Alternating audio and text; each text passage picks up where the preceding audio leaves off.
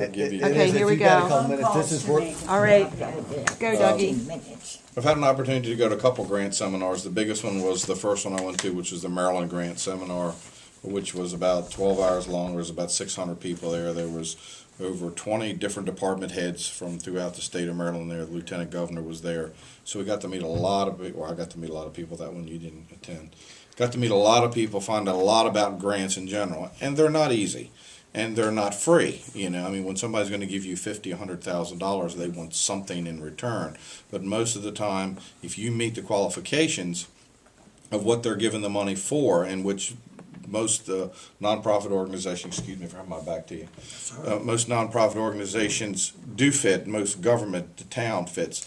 The town actually in general misses out on a lot of grant opportunities. I met with mayors from a lot of the towns in Maryland while I was sitting there, and towns smaller than us, that the mayor told me if I don't get $1.5 million worth of grants a year, I feel I haven't done anything.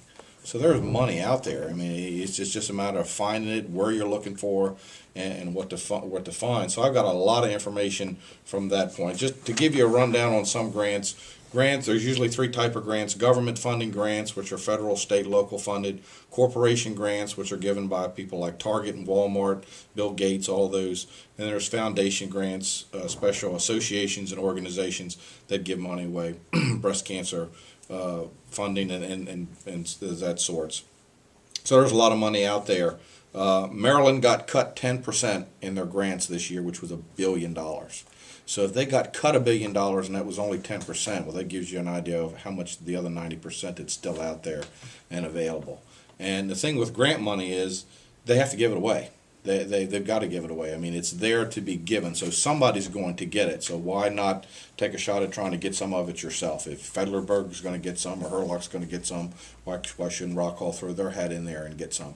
Now, not everybody's going to get all of it, and that's the form of grant writing, which I'm learning a lot about that too. It's basically telling a story, you know, putting your emotions into the grant writing process, telling people what your project is and how emotional you are about it and how passionate you are about it, and those are the ones that usually win the grants. If you just call somebody up and say, hey, here you got $50,000, I want some of it, you're probably not going to get it. And that's why some people maybe we've talked to around the town, maybe that's why they haven't been successful about it. You have to get involved in your project, tell the story, be very passionate about what you want the money for.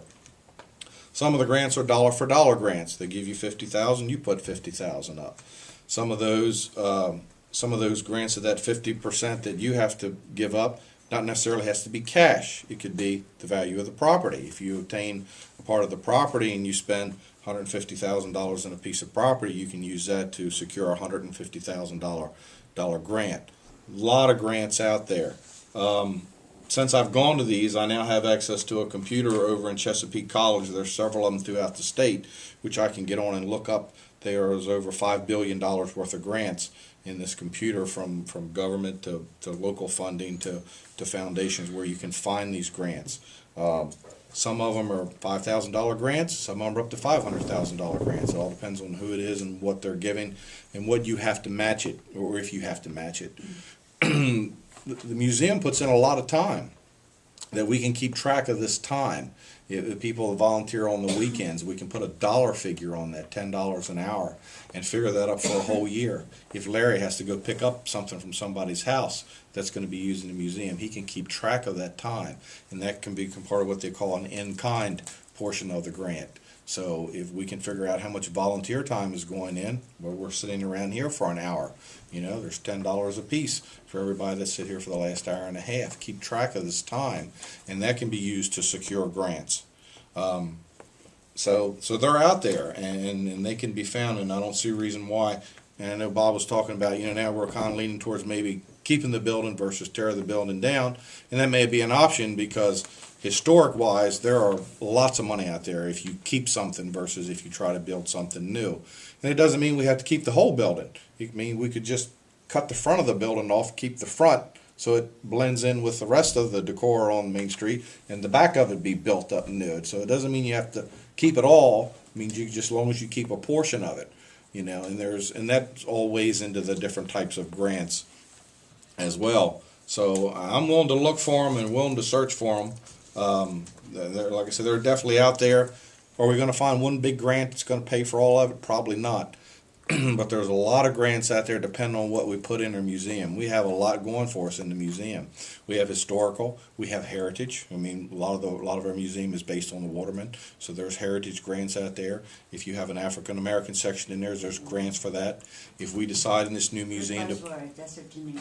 yeah, if you decide to put in an interactive learning center, like if we decide we want to put something in this museum where kids can come in and push some buttons and do things for them, or maybe we have a video, it shows a waterman building a crab pot or a crab sloughing or whatever, there's educational grants that we can work with the Department of Education. They can put together a little curriculum for us, we can incorporate it into the museum. There's grants for that. So there's not just one big grant, but there can be different grants that can apply. There's actually a grant out there that you can go for $5,000 right now. It ends in March. That they'll give you $5,000 for you to use to look in to see if you can build a museum or not. So that money will pay for an architect. That money will pay for somebody to come in and look at the existing building to see if it's even worth keeping or not keeping. That $5,000 can be used for that. So there's a lot of different, so I can get $5,000 for this project and $10,000 for that, $25,000 for this maybe. So instead of just trying to go out there and get one big grant for $200,000-$300,000, you can get lots of different grants. The last grant seminar that we went to, which Susan went with me, was the Maryland Historical Trust.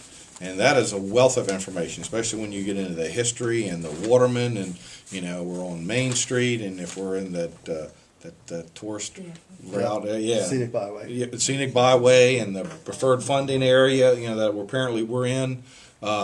Because under the Maryland Historical Trust, there's preservation grants, there's museum advancement grants, African American grants, Maryland Department of Housing and Community Development grants. So there's grants within there. The one lady that we met was the lady that's in charge of the museum advancement grants, and she was so impressed in what we were planning on doing and what we have already with the 3 museums, that she actually wants to come down and meet with mayor, council, some of us, take a walk around town, see what we have, where we would like to put it. She was very interested. Remember the way you talked to? She was very interested in coming down and seeing what we have and what direction we're headed in and how she can help. And these people love to help you. They're like, we sit around our office most of the time bored with nothing to do. Please call us and ask us questions. If I don't have the money for you,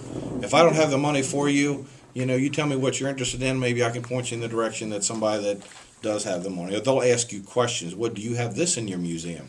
Well, yeah, we do. Never thought of that. Well, that person can help you out with that part of your museum. So there's a lot of different directions we can go out there.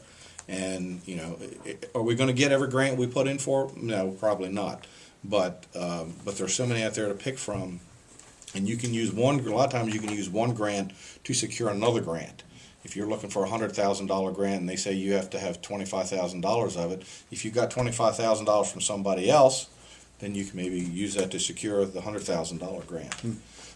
The most interesting part of what we were really excited about was doing the Historic Trust seminar under the Maryland Department of Housing and Community Development.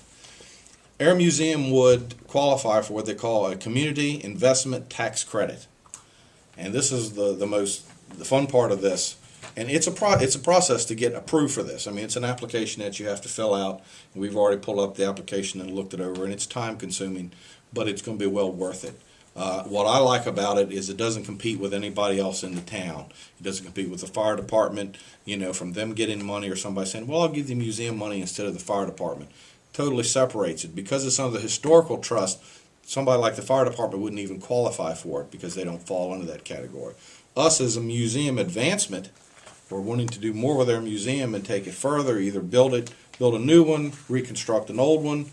It all falls into that category of where this would apply for. And what this does is, as a taxpayer, if at the end of the tax time, if you owe Maryland tax, you do your taxes at the end of the year and you got to pay the federal government so much, you got to pay the state of Maryland so much. Let's say you have to pay the state of Maryland $1,000. You could actually come to the museum board, give them $500 of that $1,000. The museum board would then have a voucher that you would give them. And you'd write on, somebody would be designated, I don't know, it would be the manager, Ronnie, or somebody within the town, the clerk, would fill this voucher out for them saying, yes, you have gave $500 to the museum board. They give them a $500 voucher. They'll take that $500 voucher and turn it in with the other $500 that they owe the state of Maryland, and there goes your $1,000 that you owe the state of Maryland. So you've basically taken half of the money that you owe the state of Maryland, and you've decided where you want it to go, right here for the museum. Up until last year, that was only open for businesses. Starting this year, that's open for individuals as well as businesses. So even now, if an individual owes the state of Maryland money at the end of the year, you can take half of that, minimum of $500, maximum of $500,000 that you can do. So if somebody owes the state of Maryland $10,000, they could come down and write a check to the museum board for $5,000, get a $5,000 voucher. So when you turn your taxes in, when you turn your income tax in, you can see that here's $5,000 cash that I owe you, and the other $5,000 I gave it to this organization who has been approved to be able to receive that. And that's for an ongoing project. It's not, we just can't do that now with the museum we have now. It has to be toward a project that you're working on in the museum, which we would be working on if we, rebuild or relocate the museum. So, and it sounded too good to be true. And we actually, she says, it's just that simple. It's just that you get the word out to people. And the thing is, even if you're not a big museum fan, would you not rather to take half of that money and put it in your own town than to send it over to Annapolis and then let them do what they want with it?